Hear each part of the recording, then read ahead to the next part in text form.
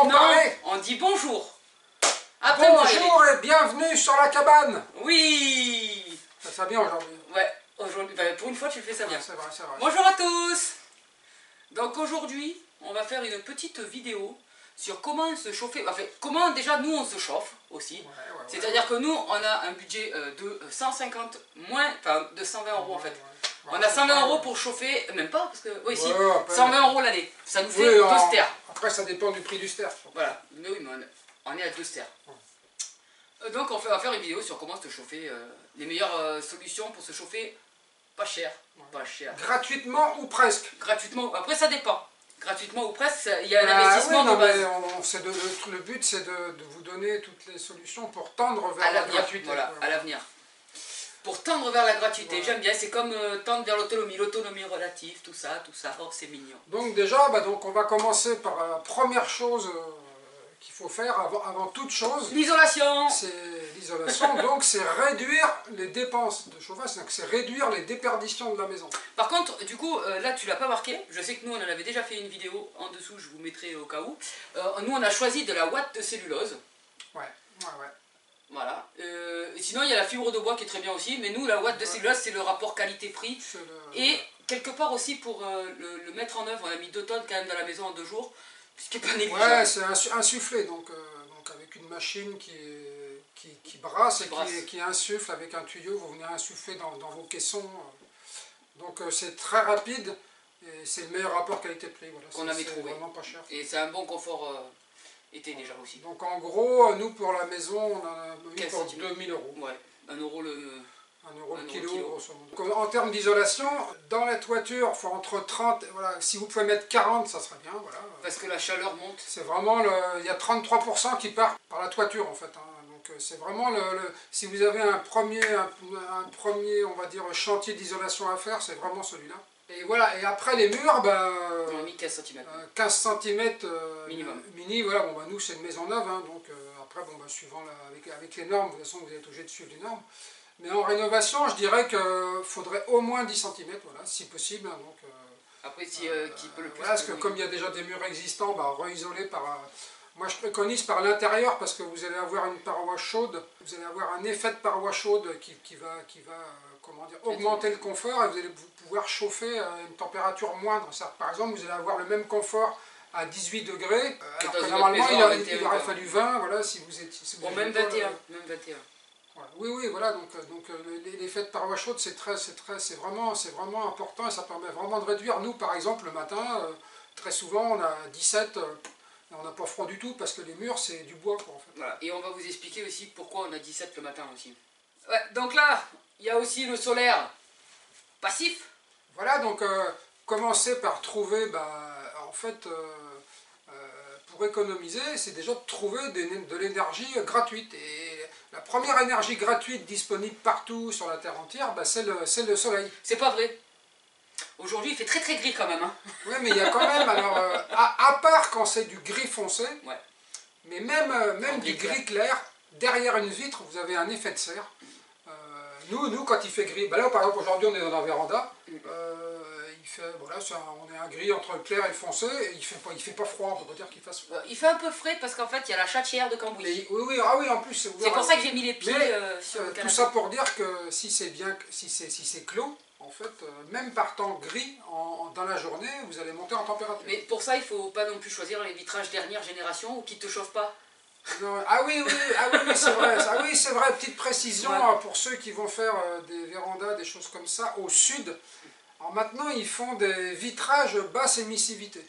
Alors en fait, ils ont inventé ça pour la canicule surtout, enfin pour l'été, quoi. Le problème, c'est que ça ne chauffe pas.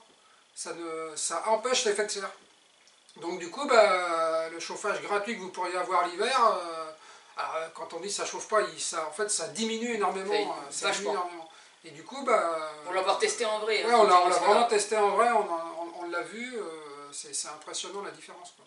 Et donc voilà, donc si vous voulez des systèmes qui vous chauffent au soleil à partir des vitres, il faut bien faire attention à ça, il ne faut pas prendre des verres à basse émissivité. Ensuite, il y a aussi les serres. Nous, on va mettre des serres de chaque côté de la maison, accolées au mur. Parce que ça nous permettra, par un système de VMC, de récupérer l'air chaud et de le renvoyer dans le pire des cas pour éviter que l'air de la VMC soit pris directement en extérieur, c'est-à-dire qu'il y a un air très froid. Après avec la double flux, tu me corriges si je dis des conneries, avec la double flux l'air se mélange et donc ça le réchauffe en passant, mais une VMC double flux c'est 1000 balles.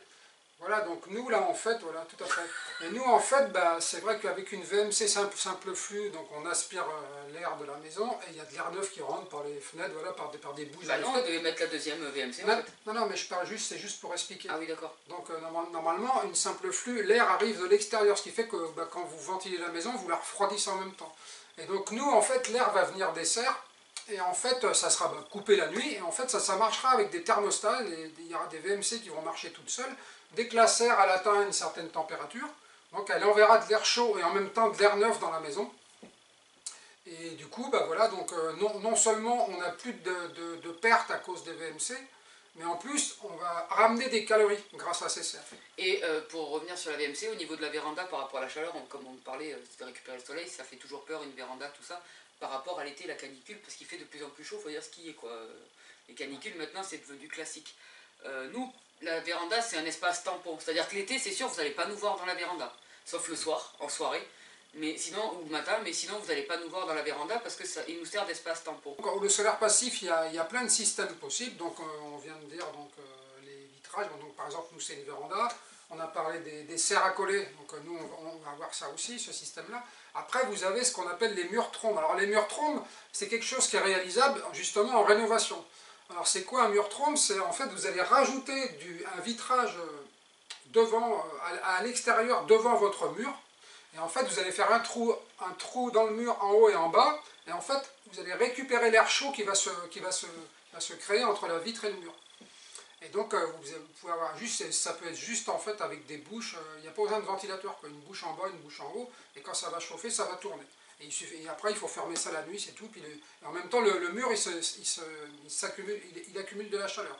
Donc ça, voilà, c'est intéressant parce que c'est possible en rénovation. Tout ce qui est solaire passif, en fait, voilà, donc en fait, grâce à l'effet de serre derrière une vitre, vous allez pouvoir obtenir entre 50 et 100% du besoin de chauffage en fait. Du coup, un petit retour d'expérience aussi, nous comme on l'a, les vérandas c'est un espace tampon, donc on ouvre, on ferme les fenêtres selon la température qu'on désire. Pour le coup, en plein hiver, il nous arrive de ne pas chauffer. Bah, tous les jours où il y a du soleil, on ne chauffe pas la maison. Mais on ne la chauffe pas, même des fois c'est sur plusieurs jours.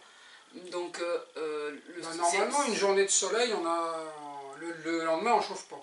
Donc c'est un truc à pas négliger. De voir si, en tout cas si vous allez acheter un bien, de voir si vous pouvez construire une véranda, la faire vous-même, en bois, sur les côtés par exemple comme nous là en bois, et après mettre des baies vitrées, ça ne coûte pas non plus excessivement cher. Donc c'est une vidéo sur le long terme qu'on vous propose là. Des solutions sur le long terme, pardon. Ouais. Et autrement, alors on peut aussi en solaire passif faire des systèmes mais qui vont être indépendants donc, de la maison, parce que là tout ce dont on parlait, bah, c'était vraiment sur la maison elle-même. Vous allez pouvoir faire en fait un système pour chauffage central, c'est-à-dire vous allez avoir des capteurs thermiques, donc comme ceux qui servent à faire de l'eau chaude, qui vont chauffer un gros ballon, par exemple un ballon de 1000 litres ou plusieurs ballons de 200 litres. Et à partir de ces ballons où vous allez stocker en fait de l'eau chaude, vous allez pouvoir alimenter un circuit de radiateur quand vous en avez besoin. Donc bah, les journées où il y a beaucoup de soleil, ça va bien charger le ballon. Et puis bah, les jours d'après, quand ça va être gris, vous allez pouvoir restituer cette chaleur. Et sinon, vous avez aussi le système, comme vous pouvez voir à l'écran, de la chaudière solaire. Donc en fait, voilà, quelques vitres récupérées, un peu de béton, un peu d'isolation, une VMC, quelques gaines, et puis voilà, vous pouvez chauffer votre maison. Donc à la suite de tout ça, il y a aussi le chauffage hors solaire, bien sûr, hors solaire passif, hors isolation, c'est-à-dire le poêle. Le poêle, l'insert. Pourquoi? Parce que déjà le bois c'est une ressource où on peut être autonome. Et pour compléter ce que tu disais tout à l'heure par rapport au capteur thermique avec le ballon, nous on a fait un système pour chauffer l'eau chaude du ballon, mais rien n'empêche de faire ce, et pour qu'on puisse avoir de l'eau chaude, mais rien n'empêche d'adapter ce système là aussi, de l'eau chaude qui passe autour du poêle, et le mettre pour aller dans des radiateurs. Vous pouvez alimenter un circuit de chauffage central. De chauffage central avec notre système qu'on a fait pour l'eau chaude. Je vous mettrai la vidéo aussi en lien. double combustion de préférence parce que ça consomme... Bien sûr, obligatoirement double combustion, donc ça c'est une chose à vérifier. Pourquoi la double combustion? Parce qu'en fait, si votre poêle, votre insert n'est pas à double combustion, ben, en fait vous perdez 30% au moins, quoi, minimum. Donc tu as marqué en plus, il y a le Rocket Stop poêle de masse. Voilà, autrement, Rocket Stove poêle de masse... parce que nous on laisse pousser par exemple les arbres sauvages sur notre terrain. Et donc avec un Rocket Stove, c'est vrai qu'au niveau du bois, ça consomme pas grand chose. Donc du coup, et en plus ça va chauffer une masse et on peut le faire soi-même aussi. Pour finir avec le Rocket Stove poêle de masse, ce qui est intéressant, c'est un Rocket Stove poêle de masse qui s'alimente par le dessus. Donc ce qui est possible, c'est d'avoir une espèce de tubulure comme ça qui descend. Et du coup, si sur votre terrain vous faites des trognes, vous faites des choses comme ça, vous allez pouvoir alimenter avec des rameaux en fait, juste des rameaux, c'est-à-dire qu'en fait vous coupez des rameaux d'1 mètre et après vous les mettez dans le poêle comme ça debout, ça descend tout seul, donc il n'y a plus besoin de tronçonneuse, voilà, vous coupez juste des rameaux et ça c'est du coup c'est très facile à produire les rameaux sur un terrain assez rapidement, contrairement à du vrai bois de chauffage. Donc du coup je peux lancer mon générique. Allez-y, je vous en prie. Système low cost. Donc là, on va vous parler un peu des systèmes low cost qui fait que ça améliore déjà un peu plus pour éviter de chauffer encore plus en fait. Nous par exemple, on a une marmite sur notre poêle. Alors pas tous les poêles peuvent le faire. Et ça fait de la masse qui chauffe. Voilà. Et donc qu'on peut déplacer. Par exemple, Eric le soir, il se prend la gamelle qui a chauffé et il se la met sous la table à ses pieds pour que ça chauffe. Et comme ça, il a les petons tout au chaud. Voilà. Et ça peut être un système de chauffage, voilà, si vous n'avez pas beaucoup d'argent, vous mettez un gros faitout sur le gaz, vous allumez tout doucement en fait. Et en fait, cette masse va dégager de la chaleur. Comment dire, ça va faire une masse déjà et ça va dégager de la chaleur. Et après, vous pouvez par exemple l'emmener, vous pouvez aussi l'emmener sous le lit, par exemple, si vraiment ça chauffe très mal chez vous. Voilà, que ça vous coûte très cher, voilà, c'est des systèmes pour avoir du confort pour 3 francs. Il y a aussi avec ce système-là qui fait que nous, bien souvent, comme on a un petit poêle que dans le système low cost, il y a aussi le poêle de Yurts, en gros, c'est un peu ce qu'on a. Des petits poêles, on l'a acheté à la Redoute et on n'avait même pas payé 100 balles. Et donc dans ces petits poêles-là, le truc c'est qu'il n'y a pas une grande capacité. Donc le bois va vite se consumer, c'est-à-dire quand il est parti, en plus, ça se consume super vite. Donc c'est pour ça qu'on a aussi 17 le matin, nous. C'est parce que...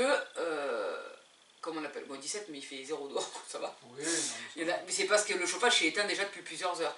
Par contre, quand on a laissé la marmite dessus, la marmite dégage encore un peu de chaleur. Oui, la marmite est chaude. Voilà. Donc elle continue sur le long terme.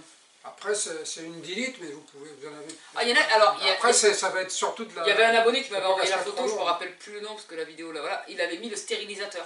Ah oui, on peut aussi, mais après, il faut que ça puisse être manipulable. Non, c'est pas ça, c'est que le stérilisateur, c'est bien si on a un poêle qui s'ouvre par le bas. Nous, il s'ouvre par le haut. Si le poêle s'ouvre par le bas, enfin sur le côté latéral, le stérilisateur, c'est bingo. Parce que... c'est sûr. Et autre astuce, du coup, pour économiser aussi, nous, comme on a la marmite dessus, des fois, je fais de la soupe en grande quantité. Et pour éviter de manger pendant 15 jours, parce que voilà, en fait, je me sers déjà de l'eau chaude, l'eau qui a déjà chauffé sur le poêle, et comme ça monte plus vite à température. La petite astuce cuisine dans le mode chauffage. Non mais c'est vrai, du coup ça va 2 fois plus vite et on consomme 2 fois moins de gaz, parce que pour le coup on était au gaz, parce que sinon, pourquoi on n'a pas choisi aussi une cuisinière à bois, parce que comme on est dans le chauffage on peut le parler, c'est parce que pour nous ça nous chaufferait trop, et on ne pourrait pas cuisiner dessus. Clairement sur notre petit poêle, on a déjà fait chauffer le café, on a fait chauffer de la soupe, tous les petits plats mijotés on peut les faire dessus. Après, il faut que ce soit en hiver et qu'on alimente. Voilà, en fait, c'est parce que c'était vraiment prévu, on avait vraiment prévu... Ah ouais, c'était une de mes conditions. En tout cas, dans la théorie, sur le papier, on avait prévu de mettre une cuisinière à bois. Et en fait, on s'est aperçu, quand on a une maison qui est très bien isolée et puis qui marche beaucoup au solaire passif, en fait, il y a très peu de besoin en chauffage. Et ce qui fait que le poêle ou la cuisinière, on n'aurait pas eu besoin de l'allumer. Et du coup, une cuisinière qui est pratiquement jamais allumée, vous sert pas à cuisiner parce que... Après, on est dans le sud aussi. C'est-à-dire que... Oui, voilà. Mais même une maison bien isolée, voilà, c'est trop puissant en fait. Et puis, voilà, avec les normes qu'il y a maintenant, les maisons, elles sont toutes, de toute façon, passives, elles sont toutes solaires. Donc du coup, le besoin en chauffage, il va être une fois tous les 4-5 jours. Et du coup, si vous avez juste ce créneau pour cuisiner, ça va pas être très pratique. On cherche aussi ce qui est de plus rentable pour nous également. être 100% autonome, oui, mais il faut se poser la question à quel prix. Oh, c'est le titre d'une vidéo, ça aussi. C'est vrai, ouais. Du coup, il y a aussi le bois de palette, mais je pense que tout le monde a eu l'idée de faire chauffer du bois de palette. Attention quand même, toujours pareil, les traitements qu'il y a dessus. Donc c'est marqué. Et voilà, là c'est du bois gratos, hein, il suffit d'avoir une circulaire. Une scie circulaire. Alors le mieux, je vais pas vous mentir. Sur fil, il y en a à partir de 30 €. Voilà, mais sinon, franchement, de la palette, ça marche très bien. Franchement, si vous voulez en rentrer beaucoup dans le coffre quand vous êtes sur place, qu'en général derrière, nous c'est derrière Monsieur Bricolage qui en a pas mal, tu vas avec ta scie circulaire sur batterie. Ouais. Et tu découpes tout sur place. Et là, tu rentres pas 3 palettes dans la voiture. Hein. Ouais. Non, mais c'est vrai. Au moins, tu coupes la palette. Ouais, non, mais c'est sûr, la scie circulaire sur batterie, voilà, si vraiment vous n'avez pas de sous et que vous n'avez pas moyen de vous acheter du bois, investissez là-dedans. Les palettes, il y en a de partout, les palettes. Donc les palettes, nous on connaît plein de gens qui se sont chauffés avec de la palette pendant des années. Ensuite, nous avons les lits clos. Fermer son lit comme voilà, donc pour ceux qui ont des maisons très mal isolées, parce que par exemple sont en location, la maison est très mal isolée, ils sont dans des endroits où il fait très froid, faut savoir que dans le temps, ils avaient des lits clos.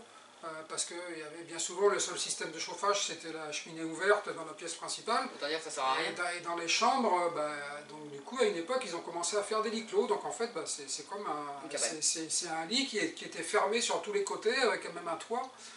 Et du coup ça isole vraiment et vous gagnez 4-5 degrés quoi. Nous on a fait une expérience un peu qui ressemblait, ça s'est approché des lits clos, c'est que au début, la maison n'était pas finie, on était encore en chantier.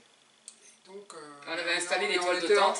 On habitait ailleurs, hein, on n'habitait pas là, mais bon, on venait tous les jours travailler. Et à un moment donné, on avait marre de faire la route, et du coup, on avait installé des toiles de tente en fait dans la maison. Ne serait-ce qu'une toile de tente, voilà, on gagnait. Non, on a rajouté des trucs sur la toile de tente. Ouais, après, en grande période de froid, on a rajouté des cartons. Voilà, et en fait, on a rajouté des cartons sur la toile de tente, et c'est un super isolant. Mais déjà, la toile du tente, ça fait déjà gagner. Après, bien sûr, il y a effectivement la bouillotte. Voilà, la bonne vieille bouillotte. La bouillotte, alors ça peut être la bouillotte ou comme j'en ai parlé déjà, c'est la marmite sous le lit. Et ensuite, alors là tu as marqué quoi? Vêtements en soie et laine, pas de coton en hiver. Donc voilà, la première chose. Je mets du coton, on dirait que je te frappe, je t'ai juste fait ça. Hein. Je mets du coton tout l'hiver moi. Ouais mais bon c'est parce que toi t'es pas normal. Mais voilà donc la première chose à faire c'est vraiment de commencer par les vêtements. Et là, des vêtements pour avoir chaud, c'est des vêtements en soie, bon, par exemple les sous-vêtements en soie, et au-dessus c'est de la laine quoi. Donc vous l'avez bien compris, Eric c'est le plus frileux d'entre nous. Il a très froid, du coup il a bien étudié tout ça. Hein. Ah oui, non mais c'est clair, c'est clair. Donc on parlait aussi de l'isolation, voilà, il y a toujours le carton, pour faire une petite conclusion, pour le mode low cost, vous pouvez empiler des cartons, il y a les cartons sur le mur, et bien sûr au niveau du vitrage. Vous pouvez, les vitrages, si vous mettez un rideau à l'intérieur, l'isolation en laine, voilà, l'isolation en laine dans un rideau et dans un tissu, voilà, et du coup vous mettez ça devant votre fenêtre à l'intérieur et ça vous gardera aussi de la chaleur, bien sûr quand il n'y a plus de soleil, sinon ça sert à que dalle. Des volets intérieurs. Bon, voilà, c'est vraiment pour se dépanner. Non. Des volets intérieurs en bois. Voilà, des volets, les volets, voilà, on met toujours les volets à l'extérieur, mais ça sert à rien, les volets, il faut les faire. Si vous allez ça sert pour l'été, dis pas que ça sert à rien. Non mais si vous allez à la montagne, ou dans des pays vraiment nordiques, ils mettent les volets à l'intérieur, quoi. Parce que la vitre, même un double vitrage, une vitre c'est un matériau dense, et donc ce n'est pas isolant, ça absorbe la chaleur, quoi. Et donc, si vous voulez réduire, il faut absolument mettre un matériau isolant devant, en fait. Donc on est bon là. Voilà, donc... on a essayé de vous faire donc une vidéo un peu complète. Ouais, c'est parti un peu dans tous les sens. Hein, ouais, je vais voir ce que je peux faire au montage, comme d'habitude. Là, j'ai peut-être retourné travailler. Voilà, on va rappeler juste les choses principales, c'est-à-dire bien isolé, trouver des moyens de bien isoler, les vitrages au sud. C'est la base. Voilà, les faits de serre, voilà, exploiter les faits de serre par tous les moyens. Ah oui, on a oublié un truc très important. Bien souvent, quand on est en autonomie, on fait de la production donc de légumes, et bien souvent on a une serre. Et donc si la serre n'est pas très loin de votre maison, vous utilisez cette serre, il suffit avec une VMC, et vous allez pouvoir donc en fait ramener la chaleur de la VMC dans votre maison, et vous chauffer avec la serre dans la journée, quoi. Parce que bien souvent les serres ça monte trop aux températures, quand il y a du soleil, et du coup on va les ouvrir, donc c'est toute cette chaleur qu'on perd, alors on pourrait l'envoyer dans la maison. sans compter que c'est de l'oxygène parce que c'est les plantes qui le produisent. Mais voilà, donc pensez à ça, ça coûte une VMC ça coûte entre 50 et 100 euros grand maximum. Et puis après, il faut des gaines. Alors bien sûr, il faut isoler les gaines entre la serre et la, c'est des gaines. entre la serre et la maison. Mais voilà, ça c'est vraiment quelque chose qui est possible très souvent en fait, et auquel les gens ne pensent pas. Et voilà, et vous pouvez vous chauffer gratis, quoi. Donc, sinon, vous adoptez un chat. Voilà, donc... mais un chat qui reste sur place parce que c'est vraiment très chaud. à vendre, Cambouis. Très cher. Oh non, regarde. Vas-y, dis bonjour à la caméra. Bonjour la caméra. Il est à fond là. Ouais, c'est très rare. Voilà. D'ailleurs, aujourd'hui, il a du Cambouis. Aujourd'hui, alors voilà, pour ceux qui nous disent pourquoi Cambouis. Non mais, voilà. Je sais pas si vous voyez, mais il est pas tellement blanc. Hein, le gros. Voilà. Bon, bah voilà. Bon, ben on vous dit à bientôt sur la cabane autonome. Ciao. Ciao.